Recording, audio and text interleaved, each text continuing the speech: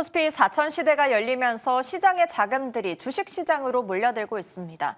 시중은행에서 한 달 새 20조 원이 넘는 자금이 빠져나오며 증시로 머니무브가 일어나고 있는 건데요. 이러한 머니무브 속 빚을 내 투자하는 이른바 B2도 증가하고 있습니다.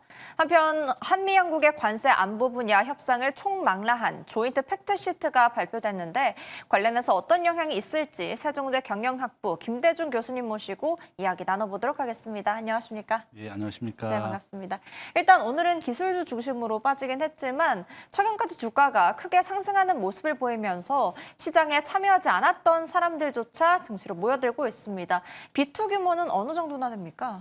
지금 현재 우리나라의 고객 예탁금, 주식을 살 수 있는 대기 자금이 한 85조 정도 대기하고 있다 이렇게 볼 수가 있고 4년 전에 동학 개미 운동이 일어났습니다.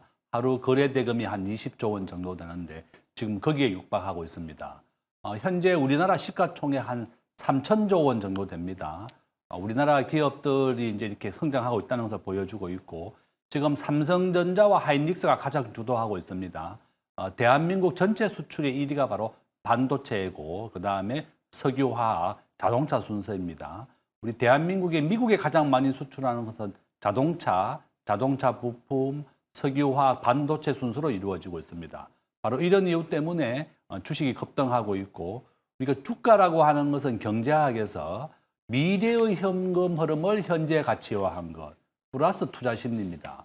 요점은 6개월 뒤에 기업의 실적이 그만큼 따라 나와야 된다는 겁니다. 그래서 우리가 3,000개의 상장 기업 중에 아무 종목이나 투자해서는 안 되고 저는 가급적이면 시가총액 1등 기업 삼성전자와 하이닉스입니다. 그래서 시가총액 1등이나 각 업종에서 1등 하는 종목에 투자하는 것이 좋다. 이렇게 또 포모 현상이라고 해서 내가 못 가지고 있기 때문에 막 사야 된다는 그런 조바심을 많이 가지는데 절대로 그렇게 해서는 안 됩니다. 좀 여유 있게 하시고 우리가 주식을 투자하는 가장 큰 이유는 60세 은퇴 이후에 노후 대비를 위한 것이다. 이렇게 여유를 가지고 투자하기를 바랍니다. 네, 증시 랠리에 B2 11개월에 10조 정도 더 올랐다 이런 말씀도 해주셨고 또 이로 인한 어떻게 해야 될지도 알려주셨습니다. 그런데 현재 투자들이 반도체나 조선, 방산에 집중되고 있는 상황에서 아까 리포트에서도 만나봤듯이 한미 양국의 MOU가 체결이 나왔고 또 이에 대해서 영향은 어떻게 보시나요? 우리 대한민국은 무역 의존도가 75%입니다. 전 세계에서 두 번째로 높습니다. 한국은 수출과 교역으로 먹고 산다 이렇게 볼 수가 있고요. 우리 대한민국은 매년 수출하는 금액이 한 1,000조 정도 되고 매년 수입하는 금액이 한 900조 정도 됩니다. 그래서 매년 한 100조씩 무역 흑자가 나고 있고 작년에 우리 대한민국의 무역 흑자 80조가 다 미국에서 발생했습니다. 미국에서 가장 많이 수출하는 것은 바로 자동차와 자동차 부품 분야, 그다음에 반도체 순서로 이루어져 있는데요. 바로 자동차가 가장 핵심입니다. 지금 현재 우리나라 일본이나 EU하고 똑같이 15% 정도로 확정이 됐습니다. 이렇게 미국과의 교역이 더 확대될 것이고 미국에 수출을 많이 하는 품목 이런 것이 또 주가 상승에도 도움이 될 것이다. 이렇게 저는 보고 있습니다. 네, 그렇다면 반도체나 방산 같은 경우에도 알려주시죠.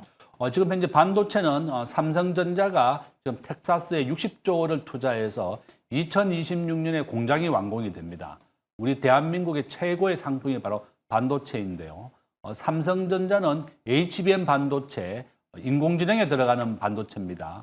엔비디아가 만들어내는 블랙엘이라고 하는 인공지능 반도체는 반도체 하나의 가격이 한 1억 3천만 원 정도 합니다.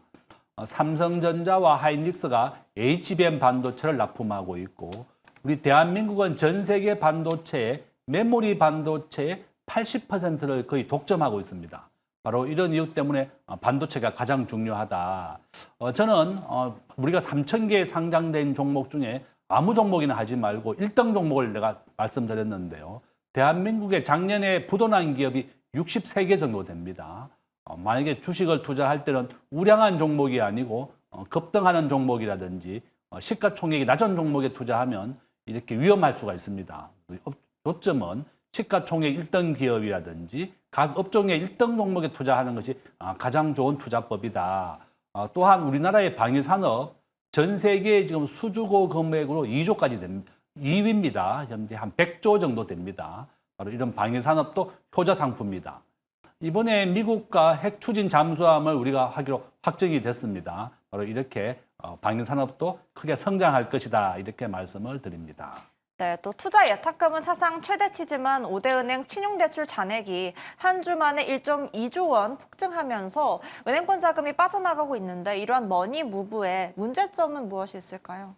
저는 이제 지금 현재 정부가 주택 공급을 늘리겠다고 되어 있지만 굉장히 힘든 상황입니다. 서울의 재건축의 후보지가 한 400개 정도 되는데요.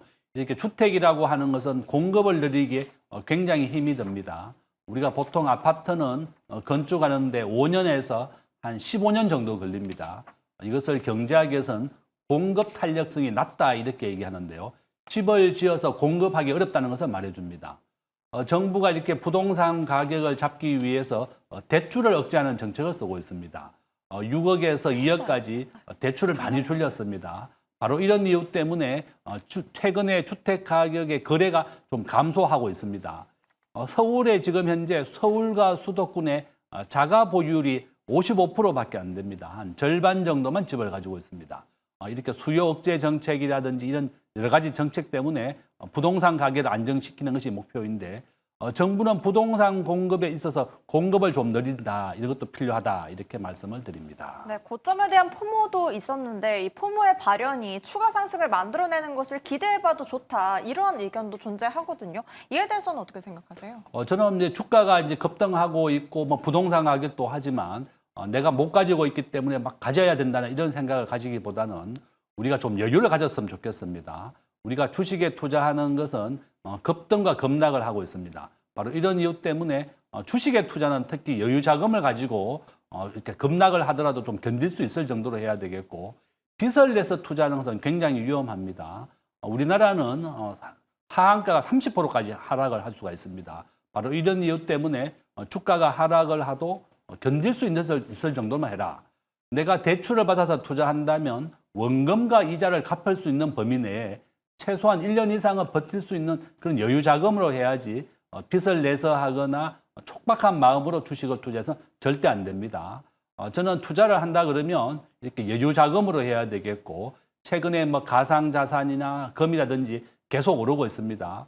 한국의 원달러 환율은 앞으로 이렇게 84% 확률로 계속 우상향하고 있고, 주식도 한 76% 정도로 우상향 추세에 있습니다. 바로 이렇게 여유 자금을 가지고 자기가 좋아하는 종목이라든지 자기가 잘하는 종목에 투자하는 것이 가장 좋은 투자입법이다 이렇게 말씀을 드립니다. 네, 여기까지 듣도록 하겠습니다. 빚을 내어서라도 시장에 참여하는 사람들이 많아진 우리 증시, 한미 협상이 나오면서 그 관련 영향까지 살펴봤습니다. 레버리지 현명하게 잘 이용해야겠습니다. 오늘 말씀 감사합니다.